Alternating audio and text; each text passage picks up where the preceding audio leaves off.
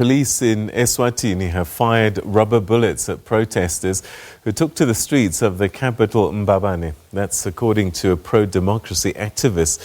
The protesters took to the streets in solidarity with the arrests of two MPs who had recently called for political reform.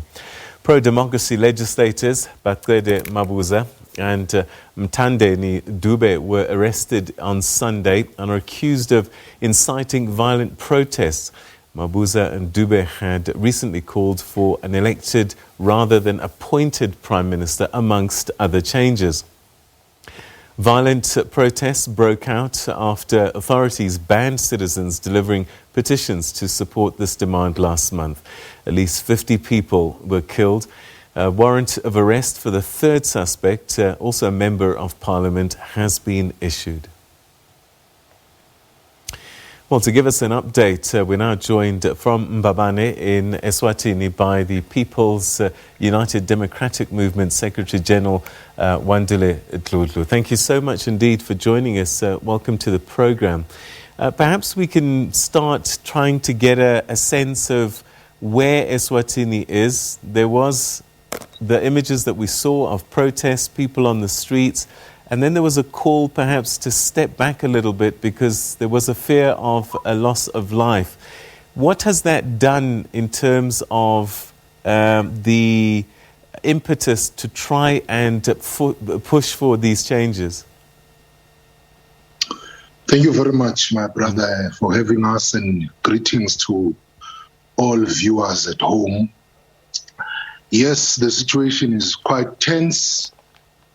We continue to be at the receiving end of His Majesty's vicious violence on unarmed civilians. And of course, today, thousands more, almost 5,000 Swazis made it to the High Court in Swaziland in support of the two MPs who have been unjustly and irrationally arrested by His Majesty.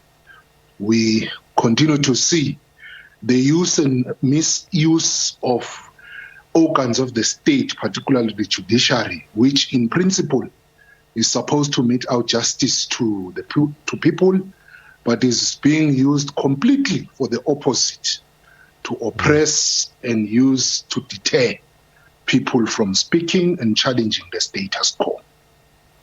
Was it then predictable that the moment these MPs started to speak out that they would face this kind of harassment?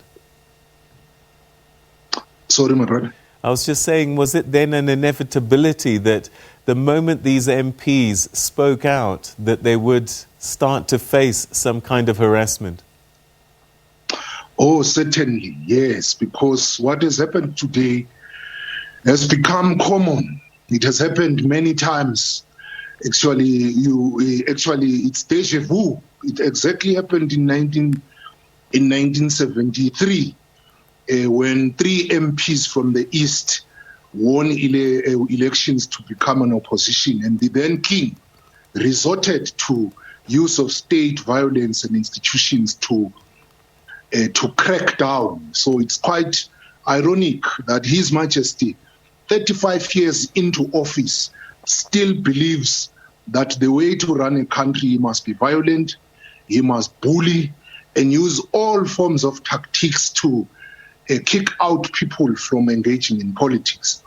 But certainly, the people of our cities, our people are more than determined to fight on. As you saw today, they very much knew that they are most likely going to be beaten, they're most likely going to be killed. As today we saw one young man, Ngumalo Ngosimpile, who was shot terribly on his left leg to a point that he will be amputated.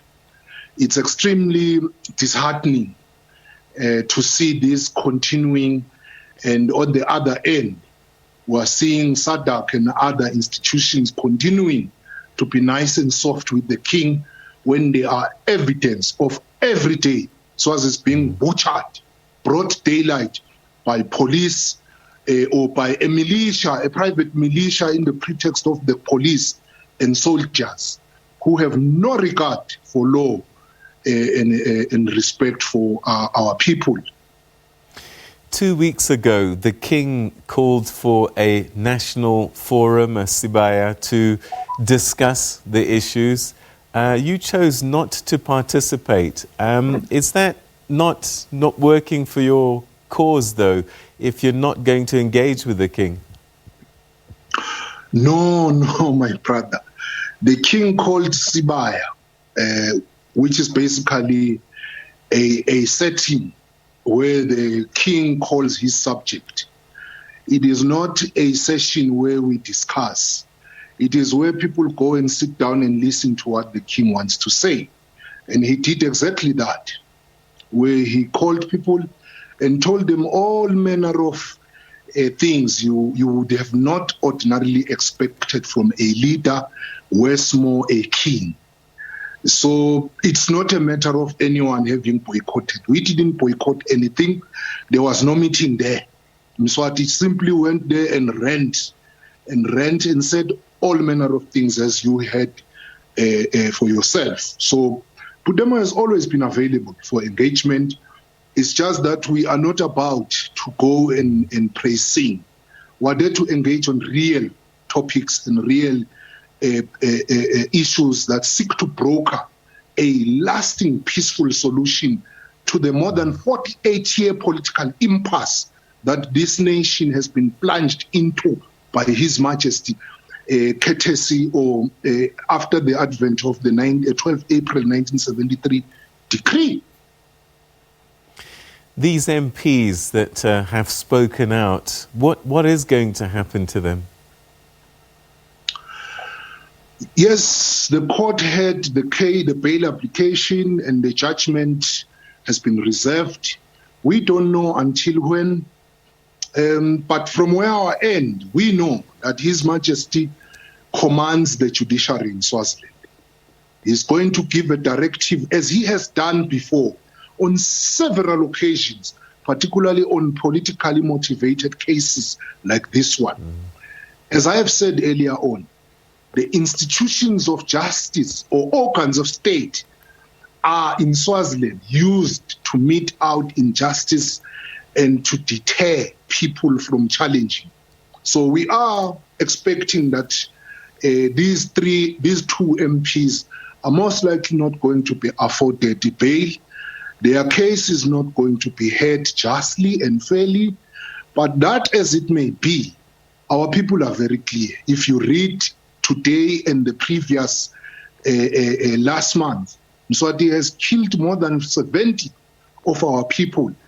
More than 250 have been injured, for which 36 of them have been amputated because they were not just shot with bullets, they were shot with military bullets, which means their bones and limbs were literally crushed to a point that doctors have no option but to amputate most of them. We have more than 600 people more than 700 people who are behind bars.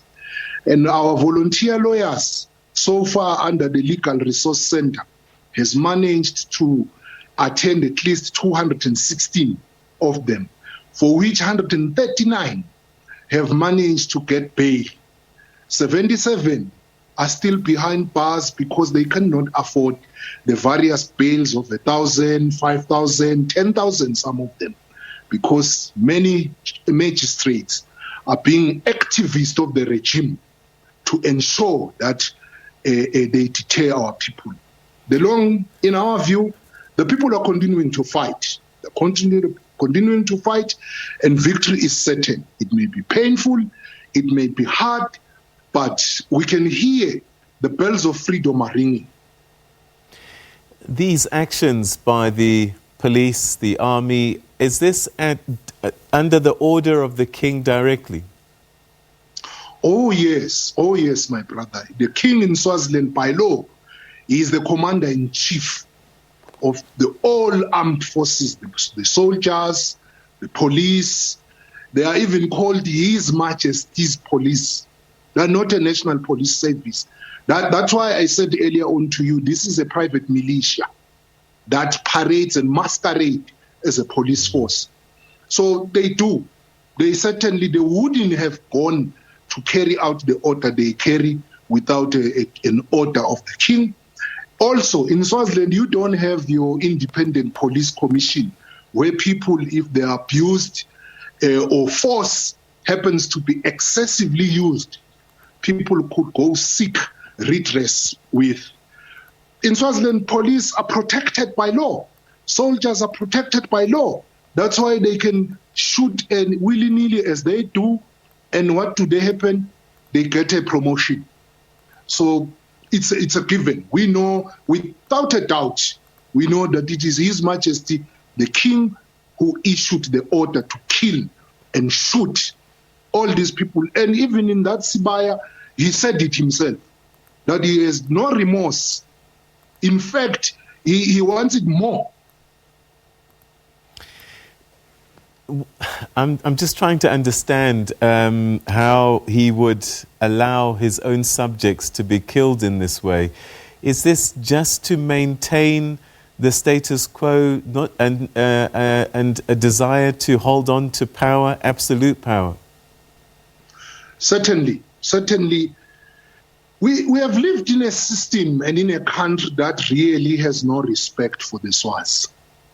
The Swazi monarchy, which is the king, the queen mother, the prince and the princesses, the brothers and the sisters, as well as all close associates, business and others politically, have never had any due regard nor respect for the ordinary Swazi. Mswati is actually more worried about the international community, not the Swazi. He has never had respect for them. If you look at the level of corruption, the way His Majesty himself leads in looting state resources, whether public or private. If you look at the laws His Majesty has been passing in the last 35 years of his reign, if you look at the impunity with which police, soldiers, and warders are given orders to carry themselves every time they have to engage with people, it will tell you, not just today, my brother. You go back, history is littered with a lot of episodes and examples that will tell you that he never has had regard, neither respect for the Swazi, save for their own blood and sweat, for his own pleasure and leisure. So for me and for us as Pudemo, it is for that reason we have always held the assertion that we have held over the last 38 years, that the Swazi must take back their power of running government and the state, because the monarchy has over time really and honestly been drunk with power. Wandile Dludlu, we're going to have to leave it there. Thank you very, very much indeed. But I think we need to keep on having these conversations just to make sure that we are up to date with what's happening in your country. Thank you so much for joining us tonight. Thank you and welcome.